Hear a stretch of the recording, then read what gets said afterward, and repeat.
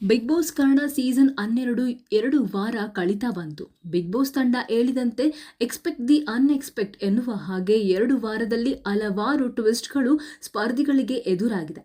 ಹೌದು, ಮೊದಲ ವಾರದಲ್ಲೇ ಅದು ಮೊದಲ ದಿನವೇ ಶಾಕಿಂಗ್ ಅಂತೆ ಒಬ್ಬ ಸ್ಪರ್ಧಿ ಎಲಿಮಿನೇಟ್ ಆಗಿ ಮನೆಯಿಂದ ಆಚೆ ಹೋಗಿ ಸೀಕ್ರೆಟ್ ರೂಮ್ನಲ್ಲಿ ಇದ್ರು. ಹಾಗೆ ಮೊದಲ ವಾರವೇ ಒಂದು ಜಂಟಿ ತಂಡ ಎಲಿಮಿನೇಟ್ ಆಗಿ ಮನೆಯಿಂದ ಆಚೆ ನಡೆದ್ರು.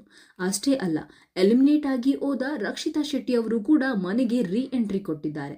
ಇನ್ನ 2ನೇ ವಾರ ಶುರುವಿನಲ್ಲೇ ಬಿಗ್ ಬಾಸ್ಗೆ ಕಂಟಕ ಶುರುವಾಗಿ ಒಂದು ದಿನದ ಕಾಲ ಬಿಗ್ ಬಾಸ್ ಬಾಗಿಲನ್ನ ಬೀಗ ಹಾಕಲಾಗಿತ್ತು.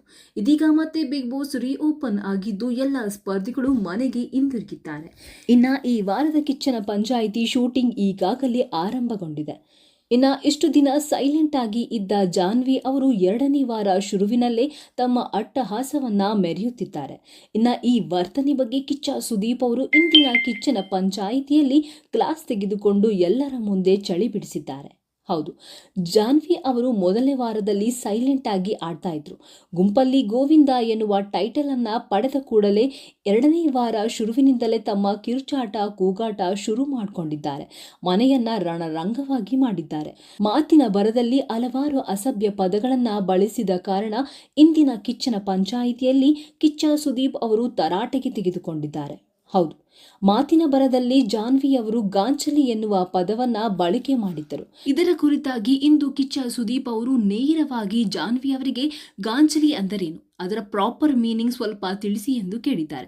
ಇದಕ್ಕೆ ಜಾನ್ವಿ ಅವರು ಗಾಂಚಲಿ ಅಂದರೆ ದಿಮಾಕು ಅಂತ ಅಷ್ಟೇ, ಅದಕ್ಕೆ ಬೇರೆ ಯಾವ ಮೀನಿಂಗ್ ಕೂಡ ಇಲ್ಲ. ಆದರೆ ಜಂಟಿ ತಂಡದ ಸ್ಪರ್ಧಿಗಳು ಅದನ್ನೇ ಹೈಲೈಟ್ ಮಾಡಿ ಡ್ರಾಮಾ ಮಾಡಿದ್ದಾರೆ ಎಂದು ಕೂಡಲೇ ಕಿಚ್ಚ ಸುದೀಪ್ ಅವರು ಅದು ಸಣ್ಣ ಪದವಾಗಿದ್ದರೆ ಇಷ್ಟೊಂದು ಚರ್ಚೆ ಆಗ್ತಿರಲಿಲ್ಲ. ಇಲ್ಲಿ ಹೇಗೆ ಮಾತನಾಡ್ತೀವಿ ಅನ್ನೋದು ವ್ಯಕ್ತಿತ್ವವನ್ನ ತೋರಿಸುತ್ತೆ. ಸುಮ್ಮನೆ ಮನೆಯಲ್ಲಿ ಮಾತಾಡುವ ಹಾಗೆ ಇಂಥ ದೊಡ್ಡ ಶೋಗಳಲ್ಲಿ ಬಂದು ಮಾತಾಡಿದ್ರೆ ಅದು ಸರಿ ಅನ್ಸೋಲ್ಲ.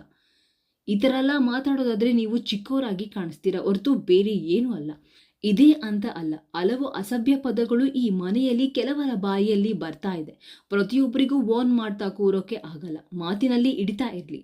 ಏನೇ ಇದ್ರೂ ನಿಮ್ಮ ಆಟದಲ್ಲಿ ಅದನ್ನ ತೋರಿಸಿ. ಈ ಬಿಗ್ ಬಾಸ್ ಮನೆಯ ಅರಸಿ ಎನ್ನುವ ಪಟ್ಟ ಬಿಗ್ ಬಾಸ್ ಕೊಟ್ಟಿರಬಹುದು. ಹಾಗಂತ ಮನಸ್ಸಿಗೆ ಬಂದ ಹಾಗೆ ಮಾತಾಡೋ ರೈಟ್ಸ್ ಇಲ್ಲಿ ಯಾರಿಗೂ ಇಲ್ಲ. ಇದು ಜಾನ್ವಿ ಅಂತ ಅಲ್ಲ, ಎಲ್ಲರಿಗೂ ಕೂಡ ಎಚ್ಚರಿಕೆಯನ್ನ ಕೊಡ್ತಾ ಇದ್ದೀನಿ. ಇನ್ನು ಮುಂದೆ ನಿಮ್ಮ ಮಾತಿನ ಮೇಲೆ ನಿಗಾ ಇರಲಿ. ಪ್ರತಿ ವಾರನೂ ಬಂದು ನಿಮಗೆ ಕಿವಿ ಹಿಂಡೋದಕ್ಕೆ ನನಗೆ ಬೇರೆ ಕೆಲಸ ಇಲ್ವಾ ಎಂದು ಜಾನ್ವಿ ಅವರಿಗೆ ಚಳಿ ಬಿಡಿಸಿದ್ದಾರೆ.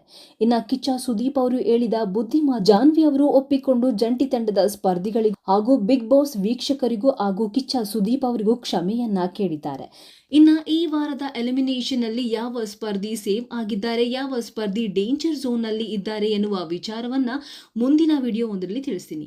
ಅದಕ್ಕೂ ಮುನ್ನ ಕನ್ನಡ ಬಿಗ್ ಬಾಸ್ ಸೀಸನ್ 12ರ ಪ್ರತಿಯೊಂದು ಮಾಹಿತಿಗಾಗಿ ನಮ್ಮ ಚಾನೆಲ್ ಅನ್ನು ಸಬ್ಸ್ಕ್ರೈಬ್ ಆಗಿ. ಈ ವಿಡಿಯೋ ಇಷ್ಟವಾಗಿದ್ದಲ್ಲಿ ತಪ್ಪದೇ ಲೈಕ್ ಮಾಡುವುದರ ಮೂಲಕ ನಮಗೆ ಹಾಗೆ ಮೊದಲ ನೋಟಿಫಿಕೇಶನ್ಗಾಗಿ ಪಕ್ಕದಲ್ಲಿ ಇರುವಂತಹ ಬೆಲ್ ಬಟನ್ ಅನ್ನ ಪ್ರೆಸ್ ಮಾಡಿ. ಧನ್ಯವಾದಗಳು ವೀಕ್ಷಕರೇ.